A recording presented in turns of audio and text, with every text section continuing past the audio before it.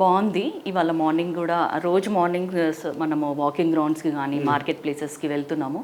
వాళ్ళు అదే చెప్తున్నారు, మొన్ననే వేసినాం కాంగ్రెస్కి, మళ్ళీ కూడా కాంగ్రెస్కి వేస్తాము అని చెప్పి ఫేస్ మీదనే మనకి మీరు రానక్కర్లేదు కూడా మేము వేసేస్తాము అని అంటే వాళ్ళు కూడా చాలా ఉత్సాహంగా ఉన్నారు. కొన్ని పథకాలు కూడా వాళ్ళు రీచ్ అయినాయి కాబట్టి ఆ కాన్ఫిడెన్స్ ఉంది వాళ్ళకి. ఇప్పుడు మళ్ళీ ఎట్లాగో 5 ఏళ్ళు కాంగ్రెస్ ఉంటుంది, కాంగ్రెస్ తోటే ఉందామన్న ఉద్దేశంతో కూడా ప్రజలందరూ ఉన్నారు. అంటే ఇప్పుడున్న పరిస్థితులలో ఇటు టీఆర్ఎస్ని కాదని చెప్పి, లేదంటే అటు బీజేపీని కాదని చెప్పి కడియం కావ్య గారికి అండ్ దట్టు కాంగ్రెస్కి వేయాలి వరంగల్ పార్లమెంట్ ప్రజలు అంటే మీ దగ్గర ఉన్న ప్రత్యేకత ఏంది? ఇప్పుడు 10 ఏళ్ళు బీఆర్ఎస్ పాలన చూశారు ఆల్రెడీ ప్రజలు. ప్రస్తుతానికి రాష్ట్రంలో బీఆర్ఎస్ వద్దు మాకు అని కాంగ్రెస్కి ఓటేసుకున్నారు. అదేవిధంగా 1-2 విషయాలు, రాహుల్ గాంధీని చూస్తేనేమో రక్షకుడిలా ఉన్నాడు, మోడీని చూస్తేనేమో భక్షకుడిలా ఉన్నాడు. గత 10 ఏళ్ల నుంచి కూడా కేంద్రంలో అనేక వర్గాల మీద ఎస్సీ, ఎస్టీ, మహిళలు, మైనారిటీ, క్రిస్టియన్స్, ముస్లిమ్స్ అందరిపైన కూడా ఏదో ఒక రకంగా అఘాయిత్యాలు చేస్తున్నాడు. పేద ప్రజలంటే ఆయనకు గిట్టదు అన్న భావన ప్రజల్లో కూడా కలుగుతుంది. ఇప్పుడు రానున్న రోజులలో నేను ఒక దళిత మహిళ అయ్యుండి ఈ లోక్సభ బరిలో నిల్చున్నా అంటే దానికి కారణం డాక్టర్ బిఆర్ అంబేద్కర్. అట్లాంటి డాక్టర్ బిఆర్ అంబేద్కర్ గారిని తీసేస్తాను, రాజ్యాంగాన్ని ఎత్తేస్తాను అంటే మరి మాలాంటి వాళ్ళ పరిస్థితులు ఏంది? అంటే మేమేమి కలలు కానొద్దా, ముందుకు రావద్దా జీవితంలో అన్న ఆలోచనతోటి వన్ సైడ్ అయిపోయారు. ఈ BC, SC, ST, Christians, minorities అంతా కూడా మేము కాంగ్రెస్ వైపే ఉంటాము. ఇంకా రానున్న రోజులలో మాకు మొత్తము చాలా భయంకరంగా ఉంటుంది ఒకవేళ మోడీ వస్తే కనుక అన్న అభద్రతా భావంలో వాళ్ళు ఉన్నారు. కాబట్టి ఖచ్చితంగా ఇంకా ఆల్టర్నేటివ్ ఏంది అంటే లౌకిక వాదాన్ని ముందుకు తీసుకెళ్తున్న మన రాహుల్ గాంధీ గారు, అట్లాగే మా మేనిఫెస్టోలో కూడా ప్రతి వర్గానికి అంటే రైతులకి, శ్రామికులకి, తర్వాత మహిళలకి, యువకులకి, తర్వాత ఇంకొకటి సమన్యాయం. నరేంద్ర మోడీ గారు ఏదైతే నేను అసలు రిజర్వేషన్స్ తీసేస్తాను లేదా ముస్లిమ్స్ రిజర్వేషన్స్ తీసేసి బీసీలో పడేస్తాను అంటే అది అట్లా కలిపినా కూడా బీసీలకి 30% వరకే వస్తుంది రిజర్వేషన్. కానీ మన రాహుల్ గాంధీ గారు కాంగ్రెస్ పార్టీ మేనిఫెస్టోలో ఏం చెప్తున్నారంటే మనము జనాభా ప్రాతిపాదికన ఒక జనగణన చేసి బీసీలో ఒకవేళ 60% ఉంటే 60% రిజర్వేషన్ ఇస్తాము, ఎవరెంత శాతం ఉన్నారో అంత శాతం రిజర్వేషన్ ఇస్తామని చెప్పి ఆయన డాక్టర్ బిఆర్ అంబేద్కర్ వారసుడు లెక్క ముందుకెళ్తున్నారు. కాబట్టి ఏమంటారు, దేశం భద్రంగా ఉండాలి, ప్రజాస్వామ్యం. 2 రోజులుగా బీజేపీ నాయకులు చెప్తా ఉన్నారు కదా, మేము అసలు మేము రిజర్వేషన్ జోలికి వెళ్ళలేదు, ఆ టాపికే మాట్లాడలేదు, ఎందుకంటే ప్రయత్నం చేస్తున్నారు. లేదు అయితే వాళ్ళ ఎంపీలు ఎవరైతే పోటీలు చేస్తున్నారో, తర్వాత నరేంద్ర మోడీ గారు కానీ ఇంతకుముందు ఇన్ని రోజులు ఏం చెప్పారు, మేము రిజర్వేషన్స్ తీసేస్తామన్నారు. ఇప్పుడు మళ్ళీ మాట ఏం మారుస్తున్నారు, కేవలం ముస్లిం రిజర్వేషన్స్ 4% తీసేసి బీసీలో కలుపుతామంటున్నారు. సో వాళ్ళు ప్రజల్లో వచ్చిన ఒక తిరుగుబాటు కానీ లేకపోతే ప్రజలు మనల్ని ఈ మాటలో వ్యతిరేకిస్తున్నారు అన్న భావన వాళ్ళకి తెలిసింది. కాబట్టి వాళ్ళు ఇప్పుడు మాట మార్చి ఇట్లా లేనిపోని కేసులు పెట్టడమో లేకపోతే ఇప్పుడు రేవంత్ రెడ్డి గారి మీద నోటీసులు ఇవ్వడం అట్లా చేస్తున్నారు. కానీ అవి వాళ్ళన్న సాక్షాత్తు వాళ్ళ ఎంపీలు, మంత్రులు అన్న మాటలే ఇవి.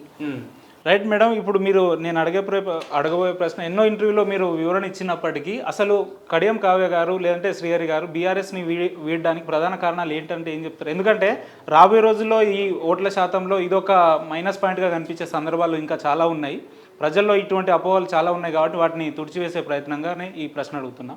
ఒకటి, ఇప్పుడు ఓకే నేను ఎందుకు మారానన్న సంగతి పక్కన పెడితే అసలు బీఆర్ఎస్ ఒక డమ్మీ అభ్యర్థిని, కనీసం వరంగల్ వాసి కూడా కాదు, ఆయనకి వరంగల్లో ఓటు హక్కు కూడా లేదు, అట్లాంటి కరీంనగర్ వ్యక్తిని, ముక్కు మొహం తెలియని వ్యక్తిని ఎందుకు అభ్యర్థిగా ప్రకటించుకున్నారు వాళ్ళు? అంటే బీజేపీ మన కడియం శ్రీహరి వెళ్ళిపోయిండు కాబట్టి కడియం శ్రీహరి కానీ కడియం శ్రీహరి బిడ్డ కానీ ఎవరు, నేనెందుకు నా ఓటు ఇక్కడే ఉంది, నేను ఇక్కడే చదువుకున్నా, ఇక్కడే 6 ఏళ్ళు ఉద్యోగం చేసిన. పర్వతగిరి వరంగల్ జిల్లాలోనే ఉంది కదా, అది ఎక్కడో నల్గొండ ఖమ్మంలో లేదు కదా.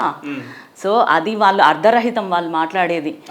నేను ఇక్కడే చదువుకున్నా, ఇక్కడే పుట్టిన, తర్వాత హన్మకొండలనే జయ హాస్పిటల్ ఇక్కడే మన సెంటర్లోనే అది నేను పుట్టింది, తర్వాత ఇక్కడే చదువుకున్నాను, ఇక్కడే 6 ఏళ్ళు ఉద్యోగం చేసి మొన్న నవంబర్లో డాడీ ఎలక్షన్స్ కోసం నేను రాజీనామా చేసిన గవర్నమెంట్ జాబ్కి.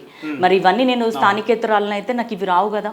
మన గవర్నమెంట్ తెలంగాణ ఫామ్ అయినాక ఆంధ్ర వాళ్ళకి ఎవరికి కూడా లేదా ఇతర రాష్ట్రాల నుంచి వచ్చిన వాళ్ళకి ఎవరికి ఇవ్వలేదు అంటే నేను ఖచ్చితంగా లా ప్రకారం అన్ని రకాలుగా కూడా నేను ఇక్కడ అమ్మాయినన్నది వాళ్ళు గుర్తించారు. సరే మొన్న స్క్రూటినీ కూడా జరిగింది, ఇవన్నీ కూడా ప్రాబ్లమ్స్ ఉన్నప్పుడు ఖచ్చితంగా వాళ్ళు లేవనెత్తాలి కదా. అప్పుడు మాట్లాడకుండా కేవలం మైక్ల ముందు మాట్లాడడం అనేది ఇక అది కావాలని కుట్ర అనమాట. మ్యామ్, మీరు ఎన్నికల ప్రచారంగా ప్రజల్లో వెళ్తా ఉన్నారు, అన్ని సెగ్మెంట్లు తిరుగుతూ ఉన్నారు. మీరు ముఖ్యంగా గమనించిన సమస్యలు ఏంది? ఒకవేళ రేపు మీరు ఎంపీగా కనుక గెలిస్తే వాటిని ఏ రకంగా పరిష్కరించడానికి మీ దగ్గర ఎటువంటి కార్యాచరణలు ఉన్నాయంటే? ప్రజలు ఒకటి స్వార్థపరులు కాదు. అంటే నాకు ఒక్కరికి ఇల్లు రాలేదు, నాకు ఒక్కరికి ఈ పథకం రాలేదు అన్నారు. ఫస్ట్ వాళ్ళ కాలనీకి కానీ, వాళ్ళ ఏమంటారు మండలానికి కానీ, వాళ్ళ స్ట్రీట్కి కానీ ఏదైతే కావాలో, రోడ్డు కావాలి, లేకపోతే మాకు ఒక స్ట్రీట్ లైట్ కావాలి, మాకు ఒక కాలేజ్ కావాలి, కమ్యూనిటీ హాల్ కావాలి అని ఫస్ట్ వాటి గురించి అడుగుతారు. తర్వాతనే వాళ్ళ సొంతంగా సంబంధించిన మాకు ఇల్లు లేవు ఇంకా అని చెప్తే, ఇప్పుడు ఇందిరమ్మ ఇల్లు మనం ఇవ్వబోతున్నాము, తర్వాత పథకాలు రావాలి, రైతు రుణమాఫీ కావాలంటే August 15కి రైతు రుణమాఫీ చేయడానికి మన సీఎం గారు ఆల్రెడీ మాట ఇచ్చారు. సో ఇట్లాంటివన్నీ కూడా ఇండివిజువల్ సమస్యలు కూడా చెప్తారు. అవన్నీ కూడా మనం ఒక్కసారి ఎలక్షన్స్ అయిపోయినాక గెలిచినాక తప్పకుండా తీరుస్తామని చెప్తున్నాం. ఇప్పుడు మీకు ఓట్లు వేయాలి వరంగల్ పార్లమెంట్ ప్రజలు అని అంటే, వ్యక్తిగతంగా మిమ్మల్ని చూసి ఓట్లు వేయాలంటే, లేదా మీ పార్టీ సింబల్ని చూసి ఓట్లు వేయాలంటే ఏం చెప్తారు మీరు? ఫస్ట్ నేను పార్టీకే చెప్తానండి. ఎందుకంటే నేను ఒక పార్టీ నుంచి వస్తున్న అభ్యర్థిని కాబట్టి పార్టీ విధానాలు మీకు నచ్చుతాయి. పార్టీ మహిళలకి పెద్దపీట వేసింది. ఎందుకంటే ఉచిత బస్సు కానీ, గ్యాస్ సిలిండర్ కానీ, తర్వాత మహాలక్ష్మి కింద 2500 కానీ, తర్వాత మన జీరో బిల్ 200 యూనిట్స్ వరకు, తర్వాత పక్కా ఇల్లు ఏవైతే ఉన్నాయి ఇవన్నీ కూడా మహిళలకి సంబంధించినవి కదా.